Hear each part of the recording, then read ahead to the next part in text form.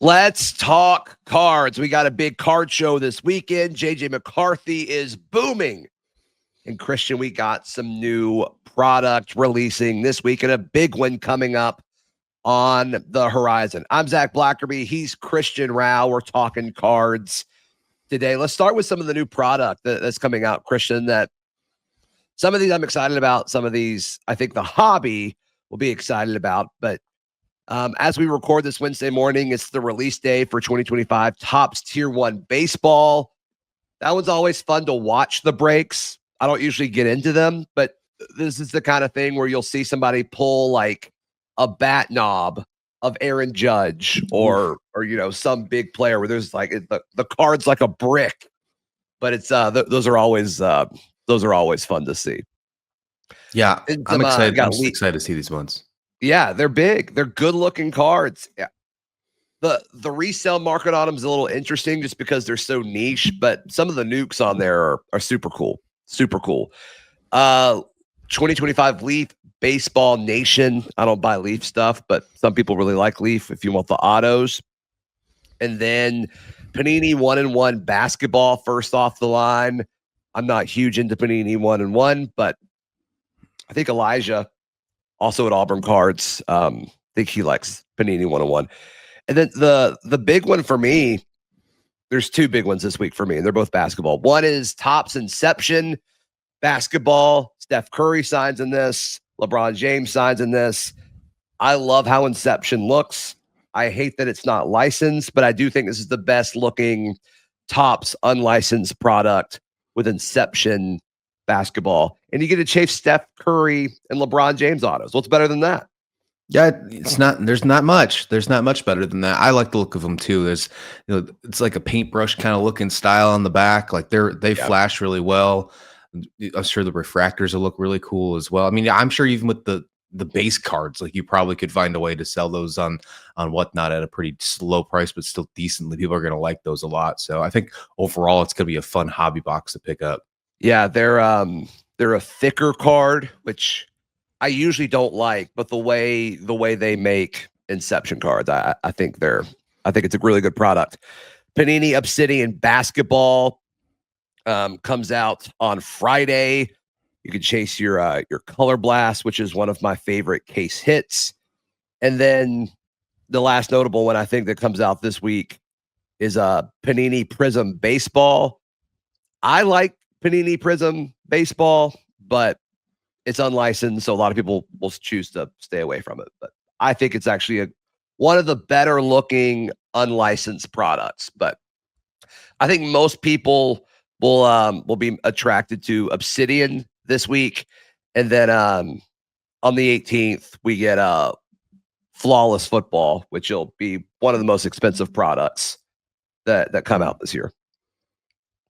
Yeah, Flawless is going to be fun. I am interested in the Flawless one. I didn't get a chance to look at and see, did they have a checklist for that one yet? Because I assume Penix and McCarthy are going to be the big chases there because all the other guys signed with Topps. So you got BTJ. Looks like Jalen Hurts signs in it. Peyton looks like Peyton signs in it. So there's going to be a nice combo there. But I mean, as always, that's going to be the most expensive football rip, as it should be. Those cards are the best. So we'll see exactly how that goes. I mean, there's been a nice conversation, I think, throughout the hobby. I've heard other card podcasts talk about it, but we're getting to a point where like the cost to get into breaks or the cost to rip wax, it keeps going up. And the singles in the sets were going up to some extent, but I don't think they're going up at the same rate anymore.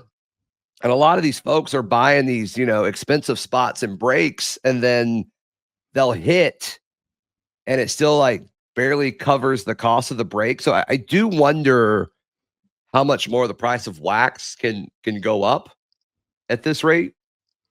Kind of in uncharted waters here, but I am curious to see if that slows down at all in the foreseeable future. How early do you think these are going to be for breaks, like per pack? So, like for example, Flawless, right? I don't know how many packs it's in. I'm not looking at it right now. Is there 4 packs in it or 6 packs? But either way, I mean, how much do you think it is? I've been looking at breaks on Whatnot over the last couple of days, and it's like 50 people are getting in on like $50 to $60 just to get a chance for a team. That's pretty crazy. And I think there's Yeah, gonna be a and really hard time to try and figure out if you're gonna be able to get more money off that sooner or later. yeah, I mean, flawless, it might be thousands to get in. I mean, depending Insane. on the team and the breaker and all that. So, yeah, like I think there's 6 boxes in a flawless case, I think. And so, like, you're just not chasing like, and there's 2 autos per pack, I'm pretty sure, like, it's just I don't know. It's not a good I don't think that's one where it really makes sense, but whatever. Mm. Whatever. It's if you hit, it's huge, but that's a tough one. That's a tough one. Speaking of chasing the hits, JJ McCarthy, man, brutal first half. Brutal three Where all the quarters. folks that were like, "Man, y'all are paying too much. His market's inflated. I told you so." And then second half, he looked great. He looked great, and that's a game that Chicago probably should have won. And JJ McCarthy willed them to a win. And so then all the folks who bought a ton into to JJ McCarthy were like, "Yes, this is what we were paying for." And I don't know. For the folks who believed in JJ McCarthy, it might be paying off, Christian. Yeah, I saw a couple things on social media from different things. I know you sent me one as well about people buying the dip, whatever. I mean, I'll put in quotations, the dip, because it was so short lived of JJ McCarthy. At halftime, people were buying cards that were normally $6,000 at $3,000 at halftime. Then, of course, in the fourth quarter, he bounces back up. So I'm sure that Yeah. that price has already risen and came back up to where it needs to be. It's insane to think about that people give up that hype so fast, because this is one, it's people been sitting on these cards for over a year because this is finally his debut in his second season, although he's still considered a rookie almost. But I think you got to give him some credit where credit's due. I mean, he really stepped up in that fourth quarter, found a way to beat a division rival. Yeah. I think it's going to be fun to watch this year. Yeah, I mean, he was so impressive to me after the game too. Like just the leadership and the confidence that he had in his first ever game. All offseason, I have not been a McCarthy guy. And I'm not saying he fully won me over, but I'm like, yeah, okay. Okay. For all the folks that have been pro McCarthy and investing in him, like this is the best arrow in your quiver, if you will.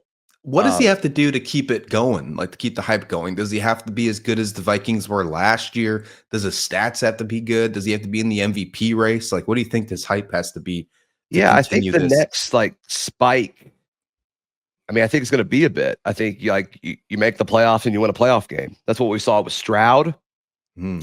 Even in Stroud's second year, where like his stuff kept going down, even though I thought he was solid as a second year quarterback. And yeah, and then he went the playoff game, and everything shoots back up.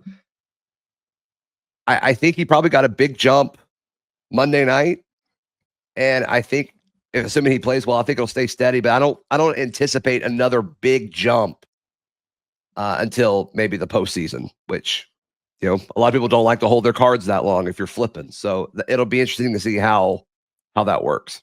Speaking of flawless, huge primetime game this weekend. Sunday Night Football's Falcons versus the Vikings. Wow. So JJ's first 2 games were against Caleb and then Penix. And then Burrow. Wow. Yeah. I'm just thinking as far as like his rookie class. That's yeah. crazy. Oh, yeah. Insane stuff. That's crazy. Yeah, and a lot of people are saying that throughout the offseason, and even I've seen this post week 1, that the best value of the rookie QBs from last year is Michael Penix. I think it's too early to be seen. I still think it's Drake May. I'm also an incredible homer when it comes to the Patriots, but that'll be fun to see, especially when all these guys play each other. That's super dope. I'm with you on the value, thinking it's more to Drake May's side. I don't think that he's reached his potential in the market, but I would say Penix is right there, right behind him, almost a 1A, 1B situation. Yeah. I mean, the price of Caleb, I think, was too high. The price of Nix, I think, was too high. The price of JJ was too high. Maybe I was wrong on JJ. We'll see what he continues to do, but I don't know. Like 3 or 4 years from now, which one's the most expensive? It could be Penix. I mean, it could be any of them, honestly. But I'm just curious. Like, if I had to bet, If I had to bet, like I don't think it's Caleb Williams. I don't think it's JJ McCarthy. It could be Bo. It could be Drake. It could be Penix. We'll see. But the great quarterback class nonetheless. We're packing up for a card show this weekend, heading over to Atlanta for Culture Collision. I'll be there Friday. Elijah will be there all 3 days, but very excited to see what comes to the table for us to scoop up this weekend. Yeah. Yeah, tell me about it. Dive into this a little bit more, like your setup and your preparation, because I haven't gone to actually worked a card show yet. I want to kind of know your setup and your process to get ready for this to Atlanta. Yeah, so we only have one table at this one since I wasn't able to go for the full weekend. Didn't want to put too much on Elijah, but we'll probably have 2 showcases set up, one that's sports and then one that's Pokemon. And then we'll have like a buying center off to the side where we've got like our buying signs and our mat laid out, and that's where we'll buy. We'll sit down with folks that bring stuff up to the table, and hopefully we do a ton of buying. As far as sports, I think our inventory is a little low right now just because it's been so easy to move online, but we'll lay out everything that we've got there. And I'm curious, I'm always interested to see like what the ratio of sports to Pokemon is, especially at a larger show like this. The interest in Pokemon is continuing to go up and up and up. So we like to be able to kind of say that we do both and we'll buy both. So I'm only there for a day, so I'm hoping to spend all of my cash on that Friday. Yeah, this is considered a regional show, not a local or national show, right? Yeah, I would say it's regional. I would think people So would travel for this. Yeah. what would you say that, like, your preference personally for selling and for buying compared to those 3 things, local, regional, and national? Like, what would you rather be at? Would you rather buy at one of these shows compared to a local or national, like just because of the deals? And what about from the selling side? We've probably had the most success from local stuff.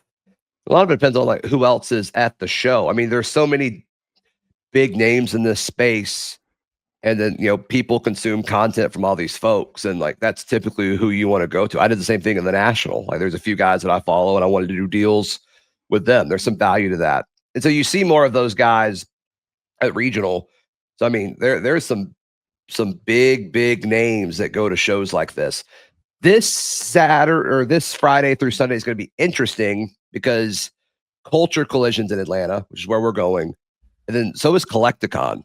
So I'm curious to see how that's divvied up. Do all of the names go to one versus the other? Is it spread out? Do they do both? I'm curious to see what that dynamic is. But to answer your question, like we've had more success with local than anything else. That's interesting. I kind of would see that to a little bit of a degree, but I thought regional might take the win. National, I feel like it's so saturated that you could have such a hard time maybe finding a chance. But no, I guess that makes sense. That's exciting stuff. I'm assuming you're going to be making a lot of content. You're going to hope a lot of people come up and I hope make so. a lot of interactions. I hope so. Yeah. Especially the Friday that I'm there, I'm going to try to make as much content as possible. But we'll we'll post our vendor POVs to the YouTube channel as well as the short clips and all of that. So excited for that. Looking for obviously football. Would love some like older quarterback rookies to come up to the table. We're always buying case hits, the liquid stuff. And then I'd love, just I'm the TCG guy of the group, but I would love for some mid-era Pokemon to walk up to the table as well. That stuff is very hard to find right now. Interesting. Okay. That's one thing that I personally need to dive a little bit more into is the TCG side. You're gonna have to teach me. So Maybe much, that's a whole dude. episode. Maybe that's an episode. There's so days. much. There's so much. But yeah, no, if you're in Atlanta or nearby, come by and see us. Christian, how can people check out everything you've got going up? Christian Rauh on Twitter X. That's the easiest way you can find me. I'm everywhere, man, but especially right here on Let's Tack Cards by Auburn Cards. Yes. Please like the video. Please subscribe. We'll see you next time. This has been Let's Talk Cards.